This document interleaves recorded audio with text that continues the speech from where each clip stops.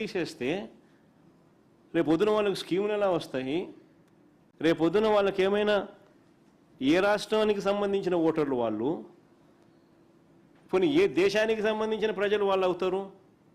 ఇలా చేయడం ధర్మమేనా? ఒక వీడియో ప్లే చేయండి ఒకసారి. నెల్లూరుకు సంబంధించి నెల్లూరు మున్సిపల్ కమిషనర్ ఈఆర్ఓ హోదా. మనం ఏదైతే మై టీడీపీ యాప్ ఇచ్చారో సార్, ఆ యాప్ లో మీరు last time booth wise voters అంటే ఒక చోట ఉన్నట్టున్నారు సార్. దానివల్ల ఐడెంటిఫికేషన్ ఈజీ అవుతుంది సార్. అది ఐడెంటిఫికేషన్ ఈజీ అవడం వల్ల త్వరగా డిస్ట్రిబ్యూట్ చేయగలుగుతున్నారు.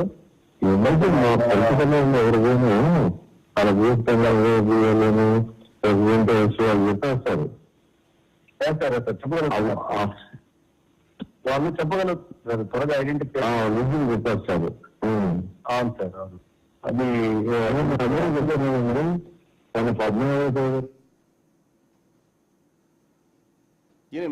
నెల్లూరు మున్సిపల్ కమిషనర్ ఈఆర్ఓ హోదా అంటే ఎలక్టోరల్ రిజిస్టర్ ఆఫీస్,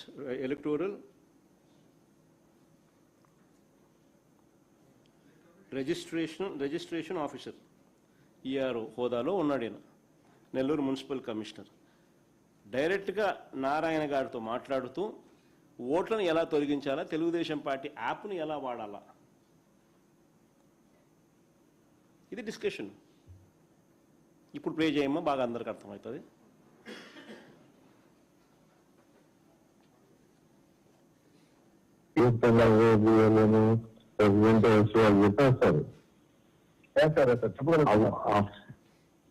వాళ్ళు చెప్పగలుగుతారు త్వరగా ఐడెంటిఫికేషన్ చెప్పేస్తారు.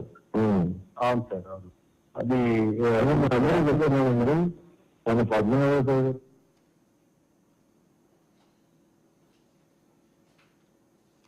స్ట్రెయిట్గా ఏ మాదిరిగా మంత్రులు డైరెక్ట్గా స్ట్రెయిట్గా ఏ మాదిరిగా మంత్రులు డైరెక్ట్గా అధికారులతో మాట్లాడి ఆదేశాలు ఇస్తూ ఉన్నారు. తెలుగుదేశం పార్టీ యాప్ వాడడము, తెలుగుదేశం పార్టీకి సంబంధించిన ఓటర్లను మాత్రం ఖచ్చితంగా నమోదు చేయించడము, వాళ్ళకు వ్యతిరేకంగా ఓట్లు వేస్తారు అనే వాళ్ళను ఓట్లు తీసేయించడము. ఈ మాదిరిగా అధికారుల దగ్గరుండి చేస్తూ ఉంటే ఏ రకంగా ఈ వ్యవస్థలు బాగుపడతాయి? ఇక్కడితో చంద్రబాబు నాయుడు ఆగిపోలేములా, ఇక్కడితో చంద్రబాబు నాయుడు ఆగిపోవడంలా కులాల పేరు చెప్పి, మతాల పేరు చెప్పి రాష్ట్రంలో అలజడి క్రియేట్ చేసే కార్యక్రమానికి ఈ 2 సంవత్సరాలలో శతకోటి ఉదాహరణలు, ఎగ్జాంపుల్స్ కనిపిస్తాయి. కులాల మధ్య, మతాల మధ్య చిచ్చు పెట్టాలని చెప్పి చంద్రబాబు నాయుడు గారు చేస్తూ ఉన్న ప్రయత్నాలు ప్రతి 3 నెలలకోసారైనా కనిపిస్తుంటుంది ఏదో ఒకటి. ఈ మధ్యకాలంలోనే చూస్తూ ఉన్నాం, ప్రభుత్వంలో ఉన్నవారు, పదవుల్లో ఉన్నవారు, పదవుల్లో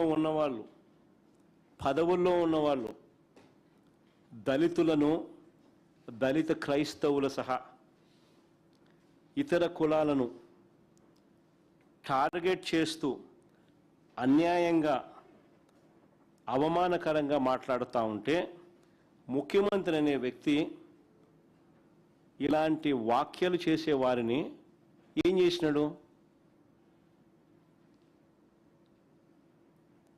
దగ్గరుండి వెనకాల నుంచి ప్రోత్సహిస్తాడు. ఇది మన కంటికి కనిపిస్తూ ఉంది. రాష్ట్రంలో ఎప్పుడూ కూడా లేని విధంగా మత విద్వేషాలను అగ్గిరాజేసే ప్రయత్నం చేస్తూ ఉన్నాడు.